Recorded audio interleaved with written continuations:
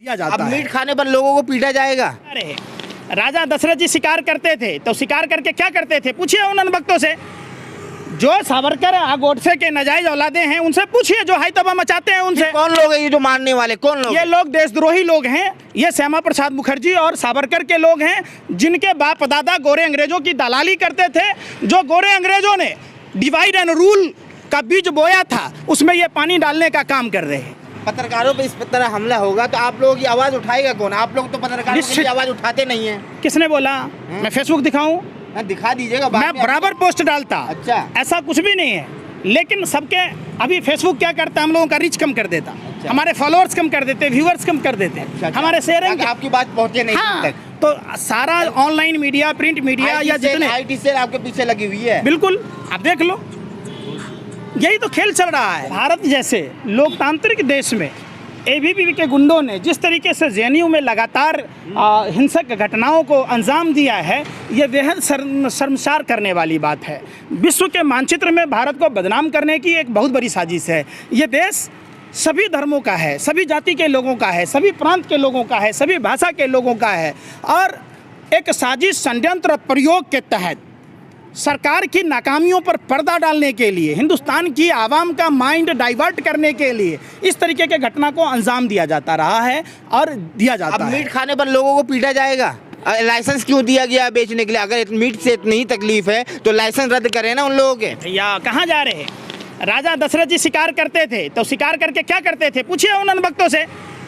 जो सावरकर गोडसे के नाजायज औलादे हैं उनसे पूछिए, जो हाई तबाह मचाते हैं उनसे। कौन लोग हैं ये जो मारने वाले, कौन लोग? ये लोग देशद्रोही लोग हैं। ये श्यामा प्रसाद मुखर्जी और सावरकर के लोग हैं, जिनके बाप दादा गोरे अंग्रेजों की दलाली करते थे। जो गोरे अंग्रेजों ने डिवाइड एंड रूल का बीज बोया था, उसमें ये पानी डालने का काम कर रहे हैं। क्या इनको रोकने वाला कोई भी नहीं है? कौन रोकेगा?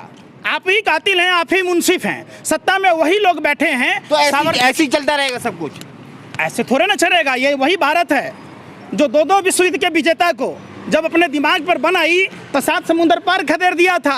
तो उनकी ये नाजायज औलादे तो कब फेंके जाएंगे पता ही नहीं। खदेड़ेगा कौन इसे? हिंदुस्तान की आवाम खदेड़ेगी। किसी भी चीज का हद होता है। आवाम तो खुश है। कौन है आवाम खुश? आवाम खुश है जब तो सत्ते पे आ गए। उत्तर प्रदेश देश के सब में बड़े राज्य में फुल बहुमत से सरकार बना ली। ये आपका देन है और ये चुनाव आयोग का देन है। 20 लाख EVM मशीन कहाँ है? EVM का हर वक्त। अरे चुप जाओ, हो जाओ, लेवल मत करो ऐसे। इतना भी आंख में मिर्ची मत डाला करो। हम पूछते हैं, हम नहीं बोल रहे, चुनाव आयोग बोल रहा है कि 20 लाख EVM गायब है। कहाँ है EVM अचार बनने गया है क्या? अरे अचार बनाने के लिए डाल दिया है क्या? तेल मसाला डाल के उसमें EVM का घोटाला है। अरे सुनिए, अरे सुन तो लीजिए पहले। फर्स्ट चरण, सेकेंड चरण, थर्ड चरण में कोरोना के केसेस बढ़ रहे थे। आज जब चुनाव था सारे केसेस कम गए। अब फिर जब महंगाई का मुद्दा आया, लोग जब सड़कों पर आने लगे, तब फिर आप कोरोना के केसेस बढ़ने लग गए। कोरोना आपका रिश्तेदार हो गया है। अच्छा एक बात बताइए, मेरी बात सुने, किसी सारी पार्टियां खामोश क्यों है? EVM के खिलाफ धरने पे क्यों नहीं है? सड़कों पर क्यों नहीं है? वो कल के डेट में जेल में डाल दिया जाएगा। सारी पार्टियां डरती इसलिए है। एक बात बताओ, शुभेंदु अधिकारी TMC में था ना, शारदा नर्दा की बात हो रही थी। अब क्या हो गया? ज्योतिराज सिंधिया, इनके बाप दादा झांसी की रानी के खिलाफ गद्दारी किया था, अब BJP में गया तो देशभक्त हो गया। अरे बताइए ना आप हमको, कहाँ आप लोग पढ़ाते हैं? सुनिए मेरी बात सुनिए। शपथ लेने के दौरान सुनिए मेरी बात सुनिए। शपथ लेने के दौरान यूपी के असेंबली में ये लोग मिलन करते, एक दूसरे से हाथ मिलाते, गले मिलते हैं। आज भी भाजपा में कांग्रेस के 200 से अधिक सांसद हैं, तो कांग्रेस चोर कैसे हुई? फिर इसका मतलब कांग्रेस और BJP में कोई फर्क ही नहीं है। हमको क्या मिला, हमको ये बताइए आप। आज वही RPN सिंह BJP में गया, जितेंद्र प्रसाद गया, जतिन प्रसाद गया, तो आप उस पर नहीं कहिएगा। ये देश सभी जाति का है, सभी धर्म का है, सभी भाषा के लोगों का है, और देश में मिशन सहयोग चलाना चाहिए। हम एक दूसरे को सहयोग करें, हम अपने देश को मजबूत करें। देश में असहयोग अभी जो कर रहे लोग, एक दूसरे से नफरत फैला रहे, इन लोगों की कोई जगह नहीं होनी चाहिए। देश कमजोर हो रहा है इससे। राज ठाकरे के बारे में क्या कहेंगे, जो अजान लाउड स्पीकर पे? जो लोग निकम्मे हैं, निठल्ले हैं, नाकामयाब हैं, वो जाति और धर्म की बात कहते हैं। इंसानियत की बात कौन करेगा? जो सच्चा देशभक्त होगा। ये इससे पहले राज ठाकरे ने अजान नहीं पढ़ता है। अरे सुनिए, अजान का आवाज़ नहीं सुनाई जा रहा था। 1925 में लाउड स्पीकर बना है, तो क्या उससे पहले मस्जिद में अजान और मंदिर में भजन नहीं होता था? सब कुछ होता। समझिए, ये नेता सिर्फ चंद ये वोट के सौदागर हैं। ये राजनीतिक महत्वाकांक्षा रखने वाले लोग लाशों पर राजनीति करते हैं। ये नहीं सोचते कि हमारे देश का क्या होगा। ये देशभक्त नहीं है, ये देशद्रोही लोग हैं। करौली में जो रमजान जैसे महीने में माहौल खराब करने का जो काम कर रहे हैं, उन लोगों को क्या कहेंगे? देखिए, कहीं के भी लोग हों, ये पूरा भारत कश्मीर से कन्याकुमारी तक एक है, एक था और एक रहेगा। यहाँ जो भी जातियाँ, जो भी धर्म के लोग हैं, वो सबका देश है। फिर भी एक मजहब को टारगेट क्यों किया जाता है? अब जो मैं क्या बोला कि जो गोरे अंग्रेजों ने डिवाइड एंड रूल का जो बीज बोया था, उसी में कुछ देशद्रोही लोग पानी डाल डाल कर उसको सींच रहे हैं। तो टारगेट करने के लिए एक ही मजहब मुसलमान से। आपको गलत फहमी हुई है। अभी जो ब्राह्मण ही विधायक हैं भाजपा के, जिनके खिलाफ दिखाने वाला भी ब्राह्मण ही है, और उनको नंगा कर दिया गया। ये दिमागों में सेट किया गया है कि सिर्फ मुसलमान को टारगेट बनाया जा रहा, सिर्फ अगरों को बनाया जा रहा, सिर्फ पिछड़ों को बनाया जा रहा। लेकिन इनका मकसद लोगों को ध्यान बांटकर देश को लूटना है, देश को बर्बाद करना है। और हमें ऐसे लोगों के खिलाफ लामबंद होना होगा। आप चाहे जिस जाति के हों, जिस धर्म के हों, जिस भाषा और प्रांत के हों, हम सब मिलकर सहयोग आंदोलन चलाएं, देश को बचाएं, एक दूसरे की मदद करें और नफरत के खिलाफ एक साथ खड़े हों। मेन स्ट्रीम मीडिया जहां सत्ता के हाथों की कुटपुतली हो गया है, कठपुतली, तो वहीं जो सोशल मीडिया है वो आवाज़ उठाता है आप जैसे एक्टिविस्ट की, समाज की। अब उन्हें नंगा करने की साजिशें हो रही हैं, क्या कहना चाहते हैं? आप जिस मीडिया की बात कह रहे हैं, वो अपना व्यापार कर रहा है, व्यापार कर रहा है। समझिए, जी न्यूज़ का मालिक सुभाष चंद्रा, आप उसके पेट्रोल पंप देखे होंगे, उसका शिक्षा का व्यापार भी देखा होगा। और वो बैंकों में डकैती डालने वाला सुभाष चंद्रा, जो बैंकों के पैसे फ्रॉड कर गए, उसको राज्यसभा में सांसद बनाया। तो जाहिर सी बात है कि वो उसकी खबर को दिखाएगा। आप आइए अर्नब गोस्वामी पर, जिसके परिवार में सारे आदमी विधायक हो गए और बीपीएल का मालिक राजीव शेखर का पार्टनर है, तो जाहिर सी बात है। अगर आप देखेंगे रजत शर्मा जैसे पत्रकार को तो नेहरू म्यूजियम में मेंबर बनाया गया, क्रिकेट कंट्रोल बोर्ड में मेंबर बनाया गया, तो जाहिर सी बात है खबर दिखाएगा। तो वो मीडिया नहीं है। आप समझिए, मीडिया का मतलब लोकतंत्र का चौथा स्तंभ और सत्ता से सवाल पूछना होता है।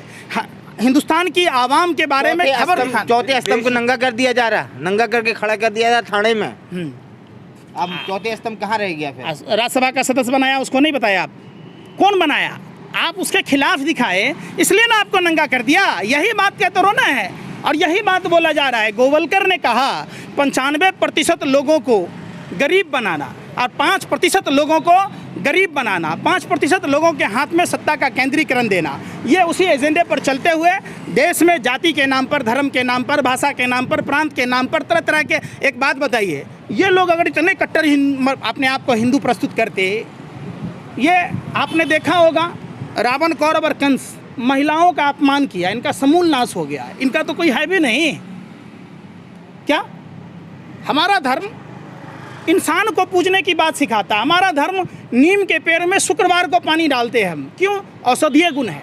हम तुलसी में डालते हैं, औषधीय गुण है। पीपल में डालते हैं, 24 घंटा ऑक्सीजन देता है। हम मछलियों को खिलाते हैं, हम गाय को खिलाते हैं, हम पक्षी को खिलाते हैं, हम कुत्तों को भी खिलाते हैं। उस धर्म में इंसान के प्रति नफरत करने वाला हिंदू नहीं हो सकता है।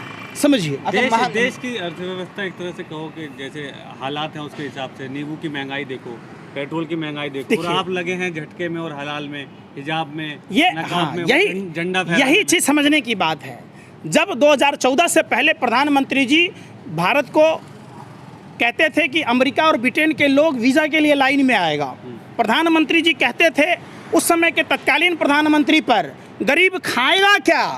गरीब दिन प्रतिदिन महंगाई बढ़ रही है। बच्चे जब रोते हैं तो माँ कहती है बेटा सो जाओ। महंगाई का मोह नहीं बोलते, तो आज के प्रधानमंत्री मोह क्यों नहीं बोलते? हम तो बोल नहीं रहे, वो तो उन्होंने खुद ही बोला हुआ है। तो प्रधानमंत्री जी को मोह बोलना चाहिए। जो अमिताभ बच्चन लोन से कार लेने की बात, डीजल पेट्रोल भराने की बात कह रहा था, उसी पनामा पेपर मामले में नवाज शरीफ और नवाज शरीफ की बेटी की कुर्सी चली गई और हमारे देश में प्रधानमंत्री कोई कार्रवाई नहीं करते। प्रधानमंत्री का गुणगान अमिताभ बच्चन इसलिए करता है कहीं उस पर कार्रवाई ना हो जाए। तो आप जब देखेंगे तो इसी तरीके की वारदातें होती है। आप लोगों पे संकट आता है, हम पब्लिक पे, तो उसके लिए सोशल मीडिया आवाज़ उठाती है। सोशल मीडिया पे संकट आता है, उन पे कोई आ जाती है, तो उनके लिए कौन आवाज़ उठाएगा? भाजपा के नेता कई बार हमला कर चुके हैं, उनका बस नहीं चलता, नहीं तो हमारी हत्या करा चुके होते कई बार। आपकी आवाज़ उठाने के लिए सोशल मीडिया है, मीडिया है। देखिए सोशल, हर देश में 3 तरह के मीडिया हो गया। वही जब आ जाए, मैं क्या कह रहा हूँ, अरे भाई सुन तो लीजिए, ताफी के मीडिया वाला क्यों नहीं डिबेट चलाता है? क्यों नहीं रिपब्लिक भारत चलाता है? क्यों नहीं जी न्यूज़ चलाता है? क्यों नहीं इंडिया न्यूज़ चलाता है? तो आप उससे बात नहीं पूछते। सवाल समझिए, भारत में 3 तरह के मीडिया हो गए। आप मेरी बात नहीं समझे। मैं समझ गया। मीडिया एक सिर्फ मध्य प्रदेश के सीधी जिले की घटना नहीं है, बलिया में भी जिस पत्रकार ने जब क्वेश्चन पेपर मामले में संज्ञान लेने की बात की तो उस पर कार्रवाई हुई, जेल में डाल दिया। हाँ, तो यही पत्रकारों पे इस तरह हमला होगा तो आप लोगों की आवाज़ उठाएगा कौन? आप लोग तो पत्रकारों की आवाज़ उठाते नहीं हैं। किसने बोला? मैं फेसबुक दिखाऊं? दिखा दीजिएगा, मैं बराबर पोस्ट डालता। अच्छा, ऐसा कुछ भी नहीं है, लेकिन सबके अभी फेसबुक क्या करता है, हम लोगों का रीच कम कर देता। अच्छा। हमारे फॉलोअर्स कम कर देते, व्यूअर्स कम कर देते। अच्छा। हमारे शेयरिंग, आपकी बात पहुंचे नहीं हाँ, तक। तो सारा ऑनलाइन मीडिया, प्रिंट मीडिया या जितने IT सेल आपके पीछे लगी हुई है। बिल्कुल, आप देख लो, यही तो खेल चल रहा है और यही समझने की जरूरत है। हम सबको एक होकर अपने देश को मजबूत बनाना चाहिए, ना कि नफरत की बात करनी चाहिए। बहुत शुक्रिया। जय हिंद।